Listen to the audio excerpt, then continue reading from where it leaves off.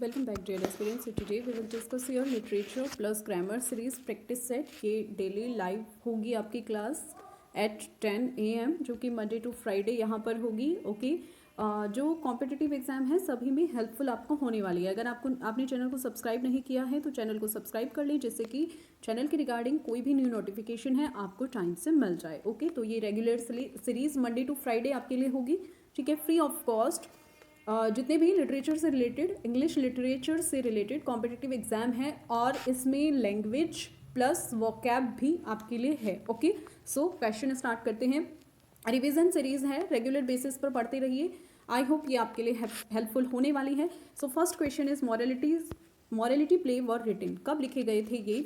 In the 15th and 16th century, in the 17th century, in the 18th century या in the 19th century.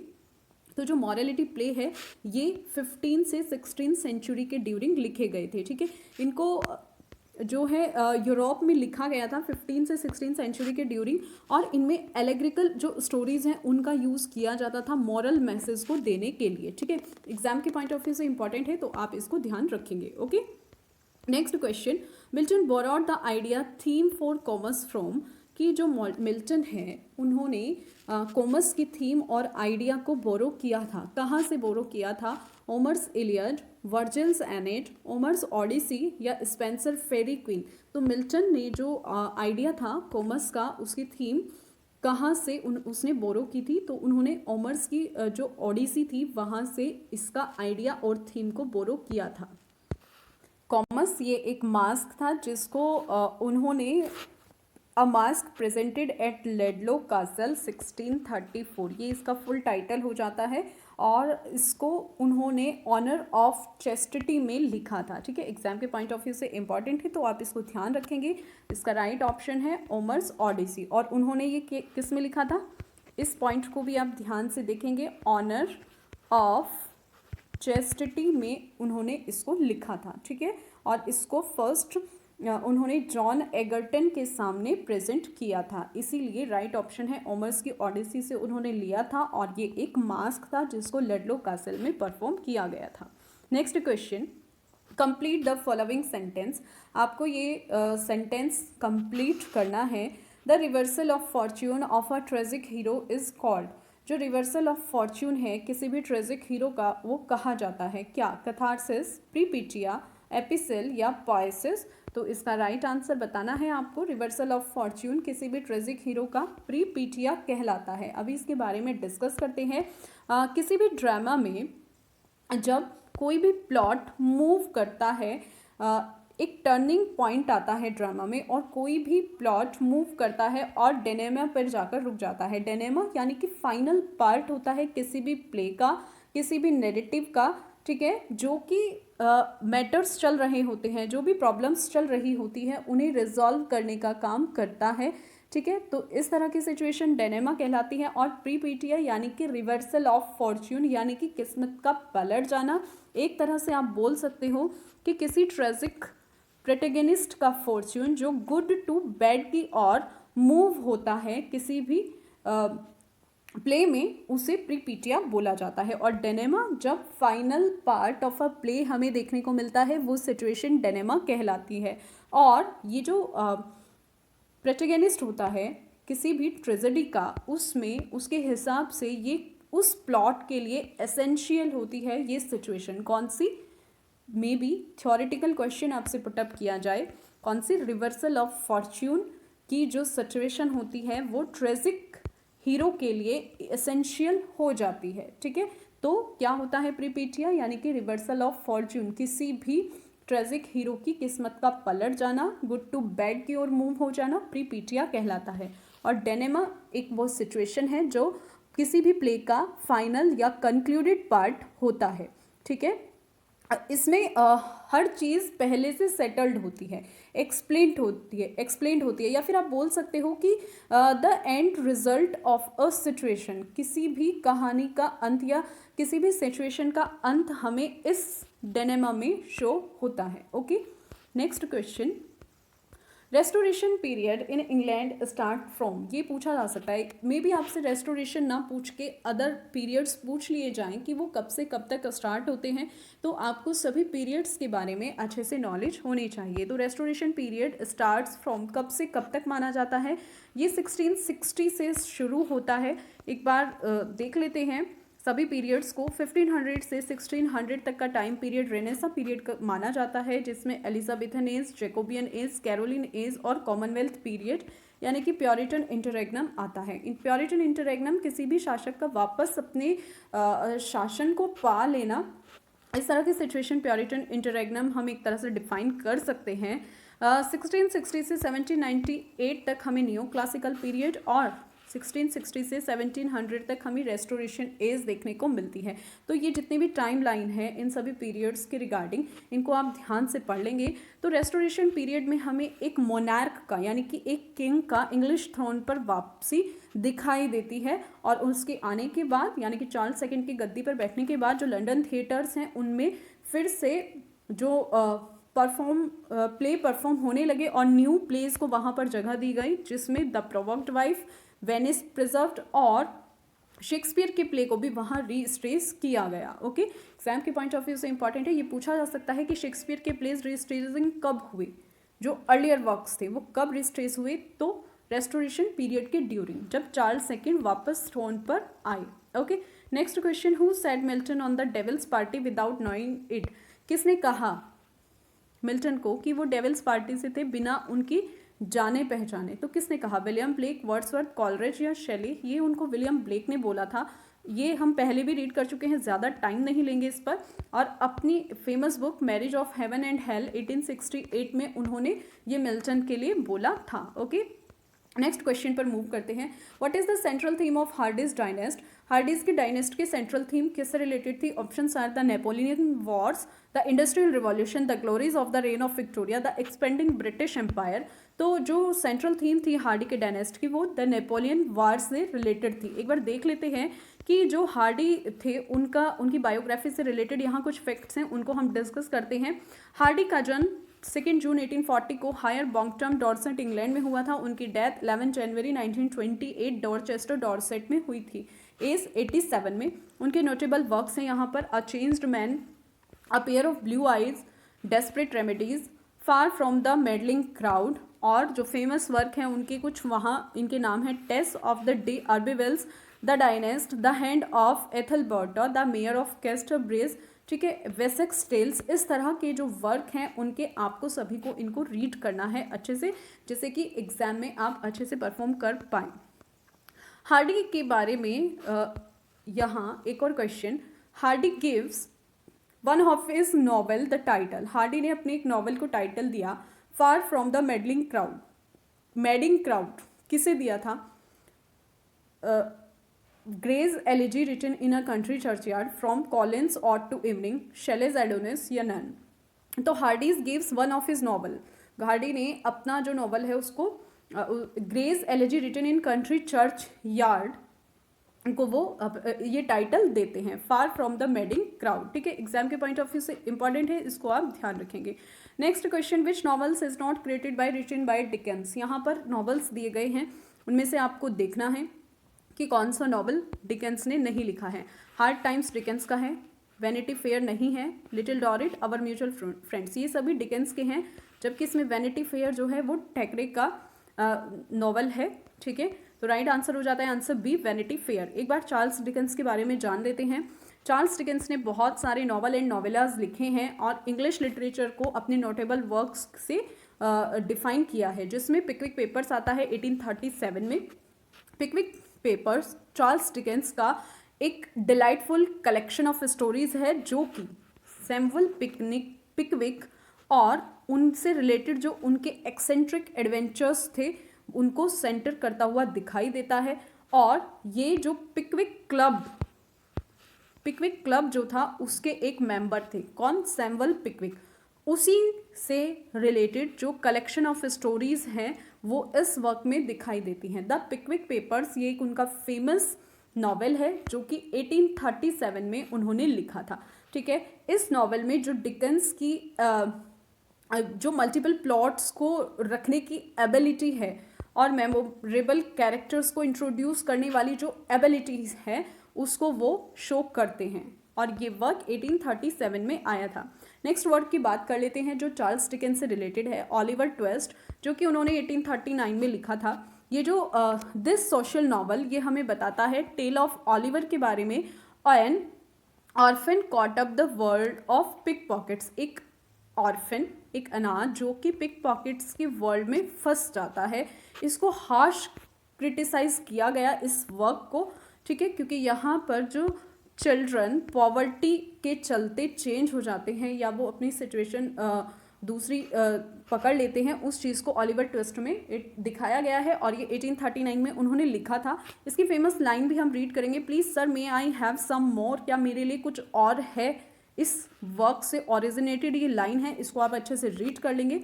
ये इस work की Oliver twist की famous line है जो कि 1839 में उन्होंने लिखा था। नेक्स्ट वर्क की बात करते हैं, निकोलस निकलबाय, जो कि 1839 में लिखा था। इसको दिखाया गया है इसमें जो चिल्ड्रन बोर्डिंग स्कूल्स में होते हैं और घर पर काम करने वाले जो बच्चे होते हैं उनके साथ जो हार्श ट्रीटमेंट किया जाता है वो इस वर्क में डिकेंस ने शो किया है। इसको उन्होंने 1839 में शो किया था। निकोलस निकलबाय की जो जर्नी है वहाँ पर जो चार्ल्स डिकेंस है, कलरफुल कैरेक्टर्स और सोशल कमेंट्री वहाँ पर हमें देखने को मिलती है उनके इस वर्क में। ओल्ड क्यूरियोसिटी शॉप की बात कर लेते हैं जिसको डिकेंस ने 1841 में लिखा था।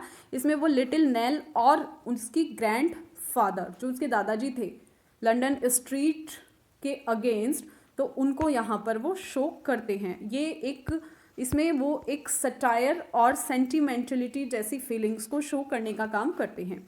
फिर बात करते हैं बार्नाबे रूज की। 1841 में लिखा गया एक हिस्टोरिकल नॉवल जो कि गॉर्डन्स रायट्स जो हुए थे, यानी कि जो दंगे हुए थे 1718 में गॉर्डन्स में, उनको ये शो करता हुआ पर्सनल ड्रामा, पॉलिटिकल अनरेस्ट और एक मिस्ट्री है। अगर ये पूछा जाए कि गॉर्डन रायट्स जो कि 1780 में हुए थे किसने लिखा है, चार्ल्स डिकेंस ने, उसके ऊपर एक हिस्टोरिकल नॉवल लिखा है। क्या नाम है उसका, बार्नाबे रूज, जो कि 1841 में उन्होंने लिखा था। ठीक है, अब यहाँ पर जो क्वेश्चन था कि वैनिटी फेयर किसने लिखा है, चार्ल्स डिकेंस ने तो नहीं लिखा, किसने लिखा था, विलियम मेकपिस टैकरे ने ये वर्क लिखा था। ठीक है, और उन्होंने लिटरेचर को एक अलग ही एंथुजियास्ट से इंट्रोड्यूस कराया। ठीक है, उन्होंने अलग ही ट्रेजर लिटरेचर को दिया। Now the term of grammar section. Grammar section में first question relate to if conditional sentence. अगर आपने नहीं रीड किए हैं तो चैनल पर जाकर आप वीडियो देख सकते हैं, बहुत अच्छे से वहाँ पर डिफाइन किया है। ओके, बहुत सारे क्वेश्चंस इससे रिलेटेड पूछे जाते हैं एग्जाम में। So first question is complete the following sentence. If I have time I dash finish that letter. अगर मेरे पास टाइम होता तो मैं ये लेटर फिनिश कर पाऊंगा। मीन्स ये किससे रिलेटेड है, कौन सी सिचुएशन यहाँ पर दी गई है, पहले आपको वो अच्छे से पता होना चाहिए। कंडीशनल टाइप की बात करते हैं। Conditional type sentence type 0, type 1, type 2, type 3।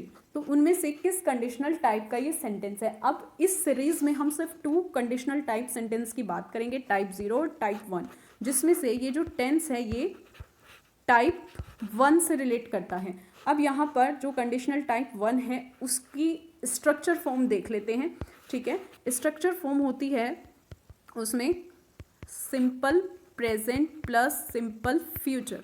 ठीक है, इफ कंडीशनल टाइप में simple present plus simple future, ये उसकी स्ट्रक्चर फॉर्म होती है। सो नाउ अब आप बता सकते हो कि कंडीशनल टाइप 1 का ये जो सेंटेंस है इसमें करेक्ट वर्ब फॉर्म क्या आएगी। If I have time I dash finish that letter, will, would, can, could. ये दोनों तो पहले ही कट जाते हैं, कैन और कुड।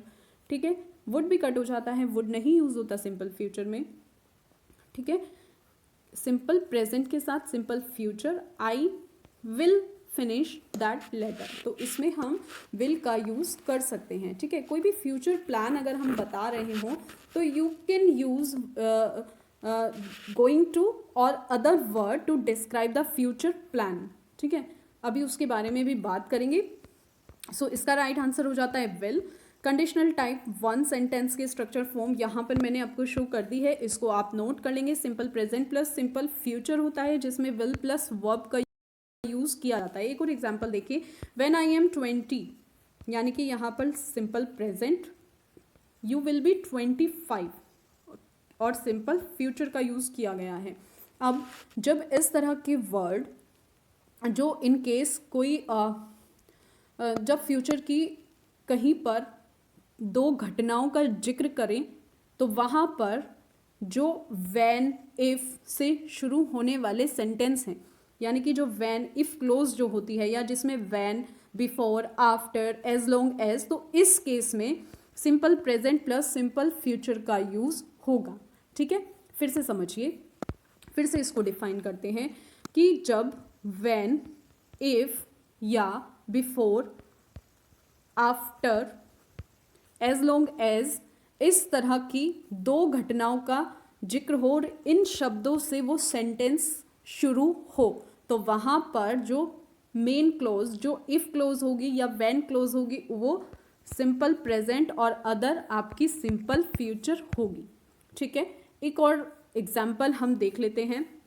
इसका एक और example, like what will you do in case you fall, अगर तुम गिर गए तो इस केस में तुम क्या करोगे। व्हाट विल यू डू, यानी कि सिंपल फ्यूचर प्लस जो इन केस वर्ड यूज हुआ है उसमें सिंपल प्रेजेंट का यूज हुआ है। ठीक है, तो इस तरह की जो सिचुएशन होती है इफ या कंडीशनल टाइप सेंटेंसेस में, जिसमें व्हेन, आफ्टर, बिफोर जैसे वर्ड हो, तो वहाँ पर हम ये स्ट्रक्चर फॉर्म यूज़ करते हैं, if plus simple present plus simple future. I hope ये क्लियर हुआ होगा। Instead of well you can describe going to, okay, going to describe the future plan, you can use going to. ठीक है, will के बजाय आप going to भी use कर सकते हो to tell the future plan. Next question की बात करते हैं। If you heat ice it dash, अगर तुम आइस को हीट करोगे इट डैश, ये हो जाएगी। सो सबसे पहले इसके स्ट्रक्चर फॉर्म की बात करते हैं। मैंने कहा था हम 2 टाइप के बारे में ही इस सीरीज में बात करेंगे, टाइप 0 और टाइप 1। ये टाइप 0 का कंडीशनल टाइप सेंटेंस है जिसकी स्ट्रक्चर फॉर्म होती है if plus simple present plus simple present. ठीक है, तो यहाँ पर सिंपल प्रेजेंट है इफ क्लोज, और नेक्स्ट भी हमारी सिंपल प्रेजेंट होगी। Now we move on the options are melt, melts, will melt, would melt। ये दोनों तो पहले ही कर जाएंगे क्योंकि फ्यूचर की तो बात ही नहीं हो रही है। मेल्ट और मेल्ट्स में से which one you choose. Melt तो नहीं होगा क्योंकि किसकी बात हो रही है, सिंपल प्रेजेंट की, और वर्ब फॉर्म ऐसे es सिंगुलर है तो मेल्ट्स यूज होगा। Okay, so answer B will be correct. एक बार स्ट्रक्चर फॉर्म देख लेते हैं। जो कंडीशनल टाइप 0 सेंटेंस होते हैं उनमें इफ के साथ simple present plus simple present का यूज होता है। ठीक है, टाइप 0 कंडीशनल टेंस में इफ क्लोज सिंपल प्रेजेंट और जो मेन क्लोज होती है वो भी सिंपल प्रेजेंट में होती है। इस सेंटेंस को हम ऐसे भी बना सकते हैं, I smells when you heat it. ठीक है, I smells when you heat it, जब तुम इसे गर्म करोगे तो ये मेल्ट होगी। Next question relate to noun. Ashish is the pronoun, sorry, Ashish is the dash son won the scholarship। Ashish is the man। ठीक है, आशीष वो मैन है, डैश सन वॉन जिसके बेटे ने स्कॉलरशिप वॉन की। हु, हुज, वेयर या हुम। पहले एलिमिनेट थ्योरी यहाँ पर हम अपनाएंगे, लाइक वेयर तो कट हो जाएगा, जिसके का यूज होगा। अब हु, हुज और हुम में से चूज करेंगे, हु नहीं होगा। ठीक है, आशीष इज द मैन, अब हुज और हुम इन दोनों में से चूज करना है। अब आपको ये पता होना चाहिए कि जब कोई पर्सन किसी सर्टेन स्टेट में हो तो वहाँ पर हुज आता है। ठीक है, किसी भी सर्टेन स्टेट को अगर हम शो कर रहे हैं तो we will use there whose, और अगर कोई भी पर्सन कोई भी एक एक्शन कहीं परफॉर्म कर रहा है तो वहाँ पर हम हुम का यूज करेंगे। ठीक है, अब आपको चूज करना है हुज और हुम में से कि Ashish is the man son won the scholarship, तो राइट आंसर होगा हुज, क्योंकि ये एक सर्टेन स्टेट को यहाँ शो कर रहा है। ठीक है, और जब कोई पर्सन की किसी पर्सन की सर्टेन स्टेट, यानी कि आशीष वो मैन है जिसके बेटे ने स्कॉलरशिप जीती, तो ये एक सर्टेन स्टेट है कि वो जीत चुका है, तो यहाँ पर हुज का यूज होगा कि आशीष हुज। ठीक है, so right answer will be whose. Whom एक ऑब्जेक्ट प्रोनाउन है जो किसी भी पर्सन, जिसने भी वो एक्शन रिसीव किया हो उसको इंडिकेट करने के लिए, और हुज ऐसा पॉजेसिव प्रोनाउन है जो कि कोई पर्सन उस चीज़ से बिलोंग करता हो। ठीक है, तो इसका राइट आंसर हुज होगा। और हुम, अब हुम से रिलेटेड एक क्वेश्चन ले लेते हैं। Jeetu is one of my friends, कि जीतू मेरे फ्रेंड में से एक, कि जीतू जो कि मेरे फ्रेंड्स में से एक है, dash I have known for a long time, कि मैं उसे बहुत ज़्यादा लंबे समय से जानता हूँ। ठीक है, यहाँ पर जो जीतू है वो एक फ्रेंड है, मेरे फ्रेंड में से एक है, तो उसके लिए हुम, हु, विच या वेयर, तो whom, Jeetu is one of my friends whom, मेरे फ्रेंड में से एक, whom I have known for a very long time, यानी कि यहाँ पर एक ऐसे पर्सन के बारे में बात की है, स्पेसिफाई पर्सन है। ठीक है, कोई मतलब जिसके बारे में मैं कोई एक्शंस वहाँ पर ले रहा हूँ या बता रहा हूँ कि ये एक फ्रेंड में से एक है जिसे मैं बहुत लंबे टाइम से जानता हूँ, तो राइट आंसर होगा हुम।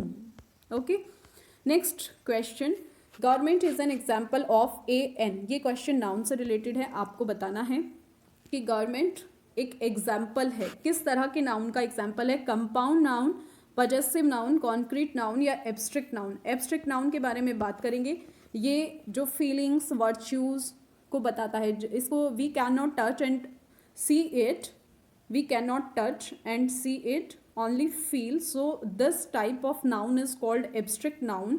अब यहाँ पर concrete noun की बात करते हैं। concrete noun that means कि हम किसी भी चीज़ को, जब किसी भी चीज़ को फिजिकल वे में उसको टच कर सकते हैं। ठीक है, तो concrete noun होता है, like we can say that concrete noun is a person, place or something material that can be we can touch। okay, so it is called concrete noun। concrete noun के example हो जाए, so concrete noun के example like bed, wood, है ना, तो ये इस तरह के होते हैं। concrete noun means can be seen, touched, tasted। okay, so it's all are concrete noun। abstract noun जिससे feeling relate करती हैं। ठीक है, now the term of possessive and compound like यहाँ पर सबसे पहले पॉजेसिव नाउन, लाइक हमने बोला जॉन्स आइडिया। ओके, सो जॉन्स आइडिया, यानी कि यहाँ पर पोजेशन बता रहा है कि किसका आइडिया, जॉन का आइडिया, पोजेशन, तो इट्स कॉल्ड पॉजेसिव नाउन। ठीक है, तो ये तो गवर्नमेंट तो है ही नहीं ना, पॉजेसिव कट हो जाता है, कॉन्क्रीट कट हो जाता है, गवर्नमेंट को छू थोड़ी सकते हैं हम, टच नहीं कर सकते हैं। ठीक है, now the term of compound noun, compound noun के बारे में भी बात कर लेते हैं। कंपाउंड नाउन यानी कि जिसमें टू और मोर नाउन्स जॉइंट रहते हैं, ऐसे नाउन्स कंपाउंड नाउन्स कहलाते हैं। लाइक एग्जाम्पल के लिए स्कूल बस, है ना, कार पार्क, तो गवर्नमेंट तो नहीं है, गवर्नमेंट तो एब्स्ट्रैक्ट नाउन होगा, है ना, जिसे हम देख नहीं सकते, छू नहीं सकते, सिर्फ फीलिंग होती है और वहाँ पर जो वर्च्यू होते हैं वो बताए जाते हैं। तो गवर्नमेंट क्या है, ये एब्स्ट्रैक्ट नाउन है। Abstract type of noun is called feeling type of noun is called abstract. जो वर्ड गवर्नमेंट है वो रिप्रेजेंट करता है एक कॉन्सेप्ट और idea rather than physical object. Physical object तो कॉन्क्रीट की कैरेक्टरिस्टिक होती हैं, तो यहाँ पर एब्स्ट्रैक्ट नाउन होगा, एब्स्ट्रैक्ट नाउन, क्योंकि ये कॉन्सेप्ट और आइडिया है, क्या, गवर्नमेंट वर्ड। ठीक है, तो एब्स्ट्रैक्ट नाउन का यूज थिंग्स को डिस्क्राइब करने के लिए और सेंस को परसीव करने के लिए किया जाता है। तो राइट आंसर गवर्नमेंट, यानी कि ये abstract. Cities is an example of a, cities example है, किसका एग्जाम्पल है, singular noun, plural noun, singular possessive noun या प्लूरल पॉजेसिव नाउन। अब यहाँ पर देखिए, ये जो सिटीज है ये सिटी का क्या है, प्लूरल नाउन है, तो सिंगुलर नाउन तो हो नहीं सकता क्योंकि प्लूरल फॉर्म में है, प्लूरल भी कट जाएगा क्योंकि यहाँ पर पॉजेसिव कोमा लगा हुआ है, यानी कि ये पॉजेशन बता रहा है। Now you choose singular possessive noun या प्लूरल पॉजेसिव नाउन, क्योंकि ये सिटी का प्लूरल हो जाता है सिटीज, तो सिंगुलर भी कट हो जाता है। पॉजेशन किस टाइप का, प्लूरल पॉजेसिव नाउन, यहाँ पर सिटी को रिप्रेजेंट कर रहा है। ठीक है, एक एग्जाम्पल है प्लूरल पॉजेसिव नाउन का, ठीक है, सिटी वर्ड का, जो कि ऐसे प्लेस से बिलोंग करता है जिससे कि मल्टीपल सिटीज जुड़ी हुई हैं, तो यहाँ पर प्लूरल पॉजेसिव नाउन होगा। Okay, next question, jaws is a, jaws यहाँ पर क्या है, ये तो इजी हो जाता है, जो सिंगुलर नाउन है बट ठीक है अपॉस्ट्रोफी एस है, तो यानी कि यहाँ पर यहाँ क्या हो रहा है, इंडिकेट पोजेशन, ये क्या कर रहा है जोस यहाँ पर, इंडिकेट पोजेशन। तो दिस टाइप सिंगुलर, प्लूरल या सिंगुलर पॉजेसिव नाउन या प्लूरल पॉजेसिव नाउन। तो जॉ is only one person and had something belonging to them, this make is singular possessive noun, so it is called, it is singular possessive noun, तो right answer will be C. okay, I hope कि ये जो है आपको clear हुई होगी series. कॉम्पैट्रियोट्स, natives नहीं, जो वहाँ के नेटिव्स होते हैं, तो ये तो गलत हो जाएगा, राइट ऑप्शन होगा C, compatriots means belonging to the same country and having the same interest and feelings. Okay, next चलते हैं, next question, a person learning a trade under someone, कि एक पर्सन जो किसी के अंडर किसी ट्रेड को सीखता है, असिस्टेंट, सेक्रेटरी, क्लर्क, तीनों ही नहीं होंगे, अप्रेंटिस, यस, अभी हमने प्रीवियस जॉन केट्स के बारे में पढ़ा था कि उन्होंने as an apprentice, as a surgeon वहां अप्रेंटिस की थी, मीन्स अ प्रैक्टिस या a person learning a trade under someone, so it is called apprentice. Okay, तो ये होगा apprentice. Next question, public sale in which articles are sold to the highest bidders, कि public sale जिसमें जो articles हैं वो highest bidders पर sold हुए हो, सेल, ऑक्शन, होलसेल या marketing, no, options, option B is correct, auction, यानी कि पब्लिक सेल जिसमें जो आर्टिकल्स हैं वो हाईएस्ट बिडर पर सेल हुए हो, इट इज कॉल्ड ऑक्शन।